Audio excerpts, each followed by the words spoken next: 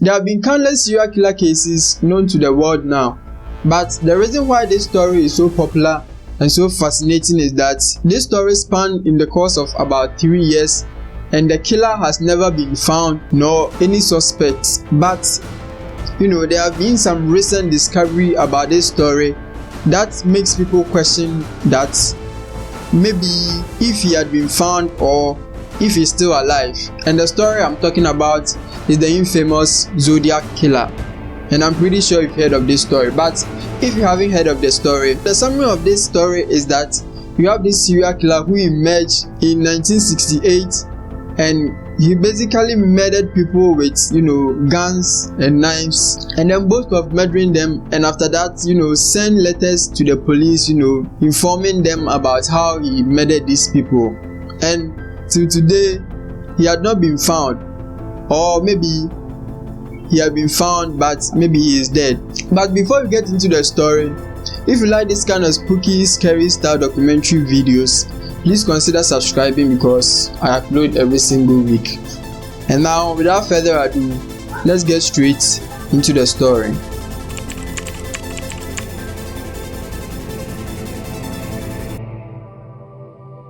In the late 1960s, Northern California was, the hub of change and possibilities. And so during this time, Americans flocked to the San Francisco Bay Area.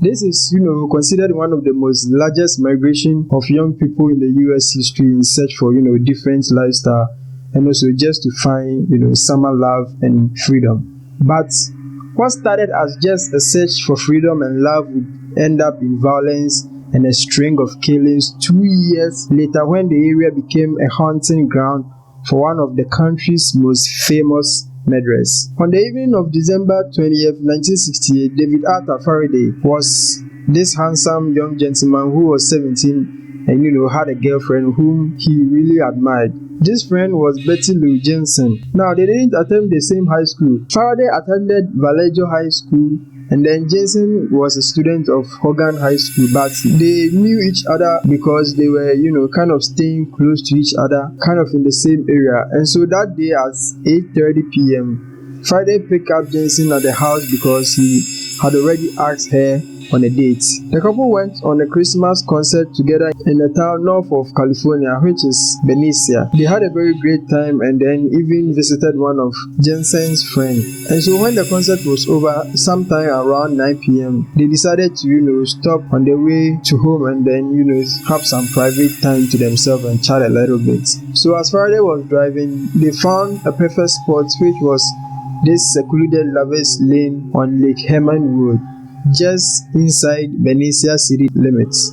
At first, Jensen was not really happy about it, but Faraday would say, don't worry, I'm going to get you back home with your parents by 11 p.m. And so Jensen said, alright, let's chat a little bit. But while they were in the car, they noticed a car drove by and then parked alongside theirs about 10 feet at the passenger side. That was where Jensen was sitting.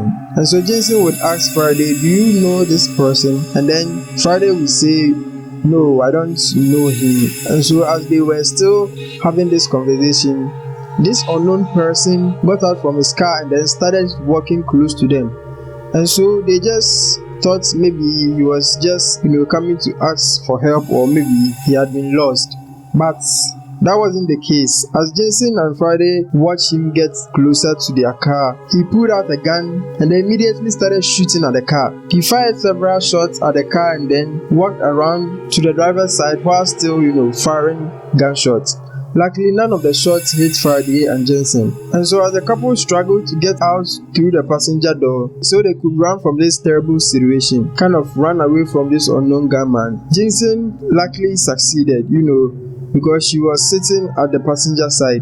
And so she managed to open the door and then started running. Faraday was still inside the car, but he tried to exit the car. This killer raised his gun and then shot him straight in the head, and instantly Faraday ceased to resist. At this point, Jensen started running and even not looking back. This gunman also took off running after her and fired a total of 6 shots at her back, missing only one. After Jensen fell on the ground, the gunman quickly hopped in his car and then disappeared. But few minutes later, that was between 11:05 p.m., a motorist driving down this same secluded lane where the couple had, parked noticed that something was a little bit off. The car was parked in a dimly lit area which was a gravel runoff near the gate of a water pumping station, but the passenger door was, thrown open. So he parked and walked close to the car, and he stumbled upon the gruesome scene, which was Faraday's body. And a few meters down the road was the body of a girl with 5 gunshot wounds to her back, and of course, this was Jensen. At this point, Faraday was far gone while he was trying to, crawl away from the car. Now, Jensen wasn't dead but was, bleeding profusely, and so the motorist quickly called the police and she was rushed to the hospital. But unfortunately, she couldn't survive. She also died of the gunshot wounds, just like, Faraday. For detectives, this crime didn't make any sense because there was no sign of robbery or even sexual assault. At first, police thought that maybe Faraday and Jensen might be part of some school gangs, but they weren't. In fact, Faraday and Jensen, after investigation, revealed that they were actually model students and they didn't seem to be the type to be mixed up with gangs. After an intense investigation in the following month, the police weren't able to find any suspect until July 4th, 1969. That was about 6 months later after the murder. Darlene Ferrin was this beautiful young lady who was 22 years old and was married. Ferrin was very popular in Villaggio because she worked at a local restaurant and she was kind of respectful and also cared about her customers, and so everybody liked her. But he had a boyfriend named Michael Magill who was 19, and so Michael had asked Ferrin on a date a day before and she agreed despite her being married. And so on July 4th at 11:30 p.m., Michael called Ferrin to meet her at her house. Ferrin arrived at Michael's house around 8:50 p.m. and they left the house for a date.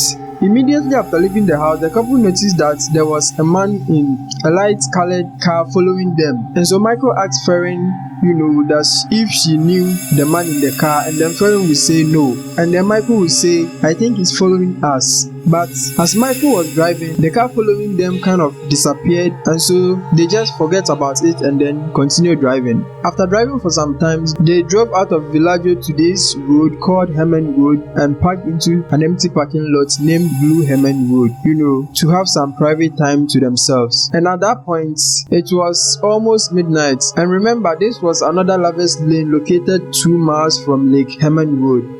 And so they began to have a little bit of chat. But while they were having this conversation, a car pulled over and then parked about 80 feet to their left. And so once again, Michael asked, do you know this car? Cause it seems he has been following us all this time. As they were talking, the driver of this unknown car turned off his headlights and sat motionless. He just sat in the car without moving or saying anything. He was just sitting there and then staring at them. But Ferrin said, don't worry, maybe he also came here to, park his car. And truly, this stranger drove off where the couple were parked, and so Michael and Ferrin, continued chatting, kind of wrote it off. But about 5 minutes later, this unknown car returned back. But this time, he parked his car a few feet to Michael's side of the car and got out. He started walking towards them and then shone a flashlight into Ferrin's car as he approached, because he was having a flashlight, So at this point, the couple were very relaxed because they, thought he was just a policeman and there was nothing to be, afraid of. And Michael rolled down his window and kind of tried to talk to this, officer, like, hey, how can we help you? Because Michael thought he was an officer. But this stranger they thought was a police officer didn't reply or say anything. He just pulled out his pistol and then started firing gunshots into the car. And so immediately, the couple tried to hide themselves in the car, but this stranger kept on shooting. And then Michael got hit by a bullet in the right arm and Ferrin in the neck. But he didn't stop firing. He fired a couple more times and then went to his car, assuming he was about to leave, because at this point the couple were still alive but bleeding. He didn't. He went to the car and then did something that Michael later described as something he didn't see, but I'm pretty sure maybe he went to load his gun or something. He charged back to the car, and then while Michael was, struggling to exit the car, he shot him 2 more times and then shot Ferrin also 2 more times before hurrying into his car and then driving off. This was around 12:10 a.m. because someone heard the shots around this time. Police arrived at the crime scene around 12:20, which was about 20 minutes later, and quickly rushed Ferrin and Michael to the hospital. But unfortunately, Ferrin was pronounced dead after getting to the hospital. Michael survived but was seriously injured from, the gunshots. He later described this attacker as heavy-set white man around 5 feet tall and estimated him to weigh between 195 to 200 pounds. And he also said he had a large face and curly brown hair. He would also say he was, wearing dark clothing, but the details, wasn't enough for the police to develop a suspect. And so at this point, the police were confused about what they should do about this situation. But moments after 12:40 a.m., something happened. About 20 to 30 minutes later, the Villisca Police Department received a phone call from a payphone 2 blocks from the headquarters, which took this whole situation into a different direction. And this was the killer himself. He basically called to confess to the crime and maybe boast of what he had done just a minute ago. And he also confessed to the killing of 2 teenagers prior to this one, which happened on December 20th, 1968, which was about 7 months before this attack. But he didn't reveal his identity nor mention his name. He just said he killed them and hung up the call. After an extensive search effort, the police were unable to track down this person claiming to be the killer. But on August 1st, that was a month later, the Villisca Times and San Francisco Chronicle received a letter from someone claiming to be the killer on the December incident and the July incident. All these letters were rife with misspellings and also linked the 2 murders together. So he basically said those 2 murders were committed by one person, and that was him. And all these letters included a cryptogram, which is this 408 symbol, cipher code, which he claimed that if they were able to decode it, they will be able to, identify him. He also demanded that the cipher code should be published on each newspaper, and if they didn't publish it, he would just continue killing more people until, quotes, he ends up with 1,000 more lives over the weekend. Sure enough, the daily newspaper, the Chronicle, published this code on their front page, but the police were not, convinced it was truly the killer. They just said, it was just someone else trying to play games with them. And so the police even demanded that if it was really the murderer, then he should send more facts to prove his identity, to prove that it was, really him. And then boom, it happened again.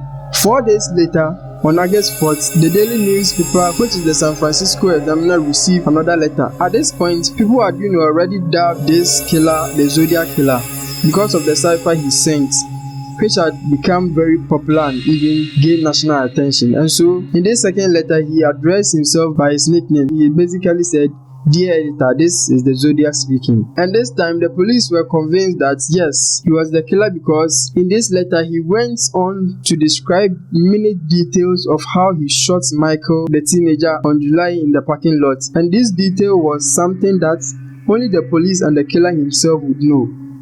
He described how he shot both of them, how he taped the flashlight to his gun for, a better aim, and even described the golf course caretaker who was the guy who first heard the gunshot at the parking lot. And then once again, he referred the police back to the cipher code he had written 4 days earlier. Now, police quickly deciphered the code, but it didn't reveal his identity or anything about him. The cipher code just, said, "I am the killer and I like killing. And then when I die, their souls will become my slaves in the paradise." And so, just as the police were, still contemplating about who this killer could be, he struck again. On the warm evening of September 27, 1969, which was about 2 months after the July murder, around 4 p.m., Brian Hartnell, who was 20, and Cecilia Shepard, 22, were 2 old friends who were picnicking at Lake Berryalta, catching up for old time's sake. When they spotted a strange man lurking around, they didn't really pay attention to him, they just continued to have their, picnic. But before they could realize, he emerged from behind a tree. Now, this guy had a gun. He wore this black executioner hood with a clip-on glasses and had a babe on. He waved the gun at the couple and said, "You know what? I just escaped from prison and I'm here to rob you. I just need some car and money to travel to Mexico. So just obey my orders and you won't be hurt."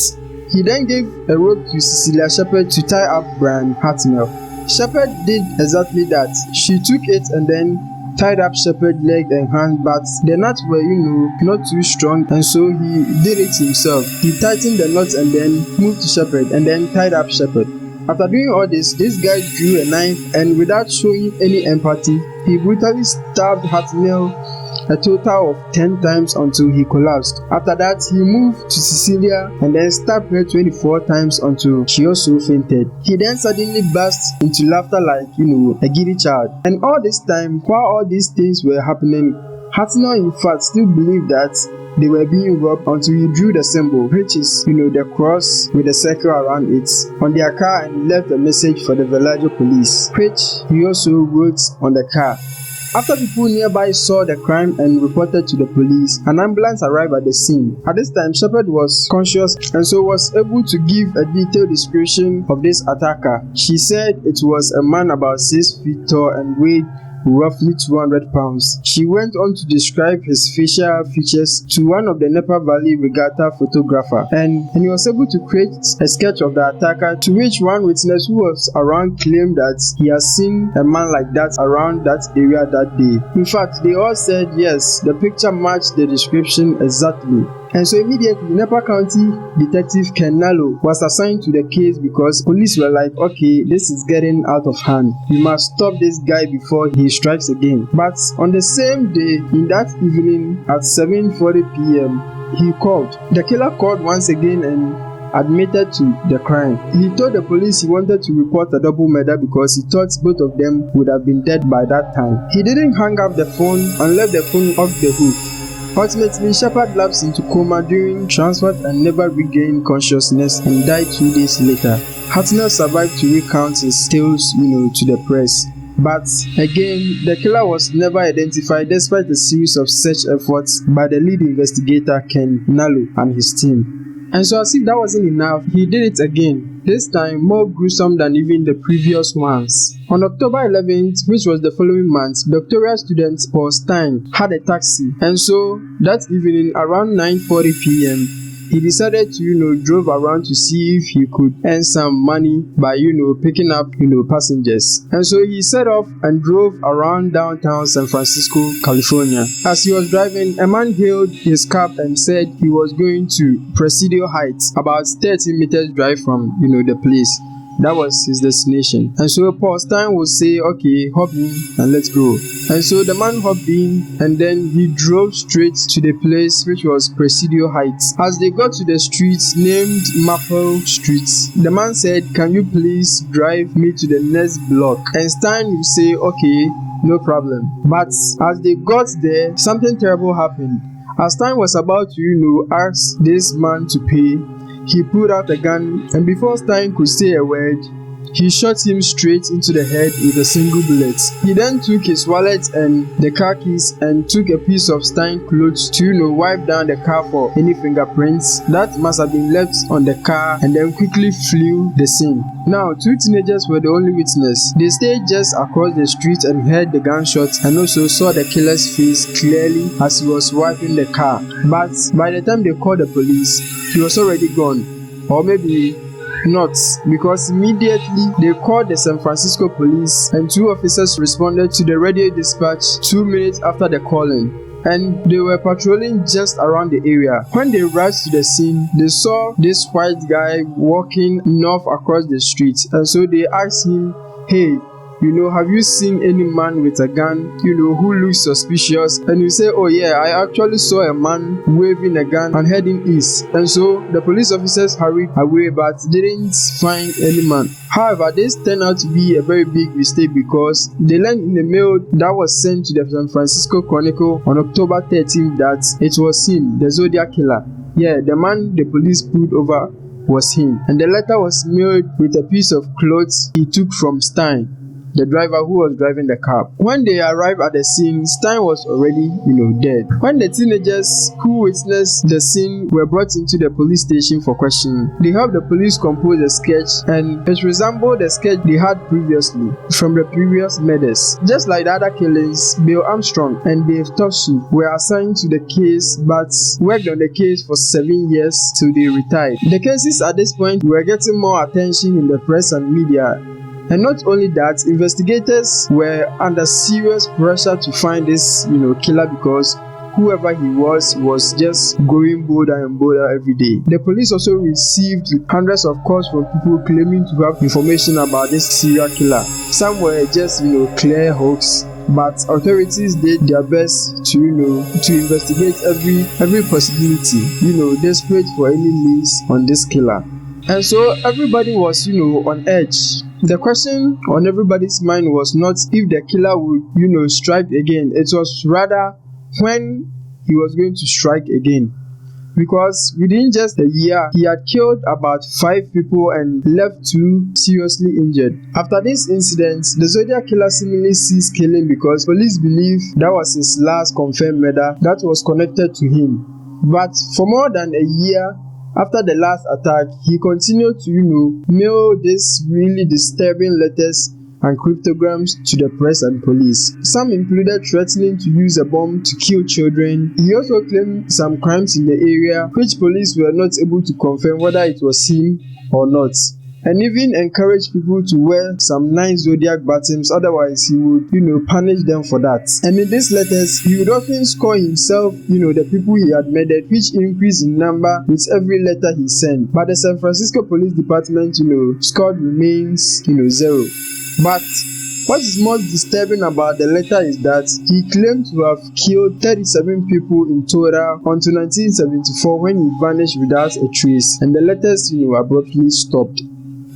In this particular case, countless theories have been proposed about the motive behind this crime and his true identity. Over 2,500 people were believed to have, been the suspects, which I can't even cover in a single video if, I wanted to.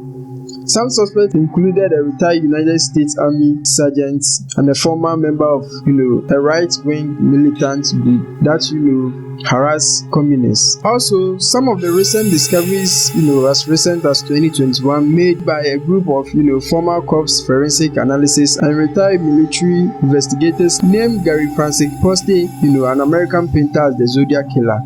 Another man named Gary Stewart recently wrote a book about finding the Zodiac Killer, and he was convinced that, his biological father, who is Elvan Best Jr., was the one, the Zodiac Killer. But the evidence against Poste didn't appear to be conclusive. Also, the FBI said the case remains, open. Now, despite all the search effort and all the guesses, there is only one man who police have officially named as a suspect, and this man is a man named Arthur Leach Allen. Allen was a Navy veteran and former elementary school teacher who was, fired from his job and, subsequently arrested for child molestation.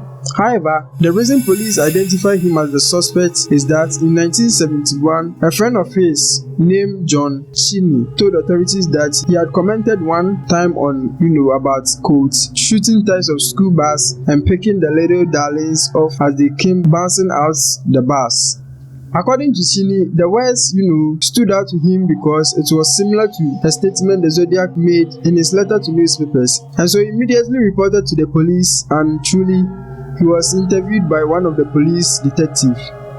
During this conversation, the police detective noticed that he was wearing a wristwatch with the brand name Zodiac, and the watch had a crossover circle which is similar to the Zodiac Killer symbol.